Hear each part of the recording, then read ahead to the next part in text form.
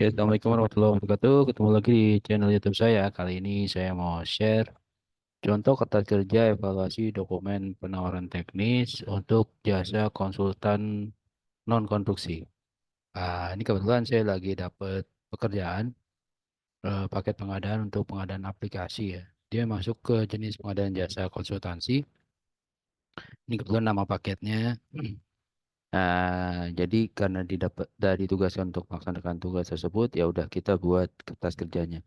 Nah, di video sebelumnya saya juga udah share contoh kertas kerja evaluasi prakualifikasi. Nah, sekarang ini adalah contoh kertas kerja untuk evaluasi dokumen penawaran teknisnya. Di bagian awal kita akan lihat sheet untuk informasi awal, ada nama paket, nilai HPS, metode evaluasi, dan lain-lain. Ya, silakan teman-teman kalau butuh contohnya silakan ini diambil dan disesuaikan informasinya sesuai dengan kebutuhan. Ya, setelah itu di sheet berikutnya kita akan lihat sheet informasi pelaku usaha atau sheet kertas kerja evaluasi untuk setiap pelaku usaha. Jadi satu sheet ini berlaku untuk satu pelaku usaha. Di bagian pertama kita akan lihat informasi pelaku usaha. Di sini nanti diisi nama pelaku usaha, NPWP, alamat, nama perwakilannya siapa. Terus selanjutnya di nomor kedua ada daftar pengalaman. Ya, ini daftar pengalaman yang disubmit untuk penawaran teknis, penilaian penawaran teknis unsur pengalaman. Di kolomnya selain informasi pengalaman kerjanya ada kolom misalkan pengalaman sejenis, pengalaman selokasi, pengalaman sebagai lead firm, dan pengalaman dengan nilai lebih besar atau sama dengan HPS. Terus terakhir ada referensi pengalaman. Nah, untuk kolom pengalaman sejenis sampai dengan kolom pengalaman HPS itu diisi ya atau tidak. Sementara di kolom referensi pengalaman diisi ada atau tidak ada. Selanjutnya di angka ketiga kita akan lihat tabel tenaga ahli tetap. Di sini akan diisi jumlah tenaga atau identitas tenaga ahli yang ditawarkan. Terus dia termasuk pegawai tetap atau bukan gitu ya. Setelah itu nanti akan dihitung berapa jumlah tenaga ahli tetapnya dan nilai kapasitas perusahaannya berapa. Kemudian di kolom keempat itu akan ada tabel rekap unsur pengalaman. Di sini unsur pengalaman terdiri dari pengalaman sejenis, pengalaman di lokasi yang sama, pengalaman sebagai law firm, pengalaman mengelola kontrak, dan kapasitas perusahaan. Dan nilai-nilai tabel-tabel yang tadi di atas, jika sudah terisi akan otomatis eh, apa namanya muncul nilainya di tabel ini. Ya, seperti itu. Selanjutnya di angka 5 itu ada penilaian proposal teknis. Di sini saya karena spesifik ya ke pengadaan aplikasi Grasi, ya aplikasi pelayanan Grasi, maka misalkan kriteria pemahaman atas lingkup pekerjaan yang tercantum dalam KK itu sudah langsung didetailkan apa yang dianggap mereka memahami lingkup pekerjaan. Jadi misalkan salah satu kriterianya adalah menyebutkan seluruh instansi terkait dalam pelayanan gerasi, menggambarkan proses bisnis pelayanan gerasi, dan menguraikan peran Dijen AHU dalam pelayanan gerasi. Nah, sebenarnya tiga clue ini sudah sedikit dibahas di dalam KAK. Hanya saja perlu effort dari setiap pelaku usaha untuk lebih mengeksplor apa itu pelayanan gerasi, mungkin dari googling atau dari baca peraturan, lalu dituangkan di dalam proposal teknis mereka. Yang paling besar sebenarnya adalah di poin menggambarkan proses bisnis. Jadi karena ini aplikasi, dia harus buat proses bisnis lain aplikasinya seperti apa. Tentunya nanti akan memudahkan dalam proses pembuatan aplikasi. Nah, kalau teman-teman nanti tentunya kan konsultan non konstruksinya di bidang masing-masing ya, berbeda-beda. Teman-teman bisa menggunakan cara seperti ini ya, didetailkan kriteria-kriteria yang dianggap memahami lingkup pekerjaan seperti apa. Selanjutnya di unsur kualitas metodologi juga sama. Terus sampai ke subunsur uraian tugas organisasi dan fasilitas penunjang.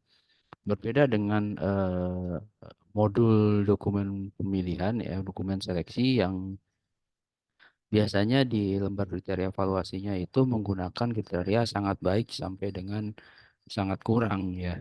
Sangat baik 100, baik 75, cukup 50, 60 atau seperti itu ya. Dan selanjutnya kalau tidak ada dia akan dinilai nol. Di sini kami tidak membuat gradasi dari kriteria penilaian tersebut.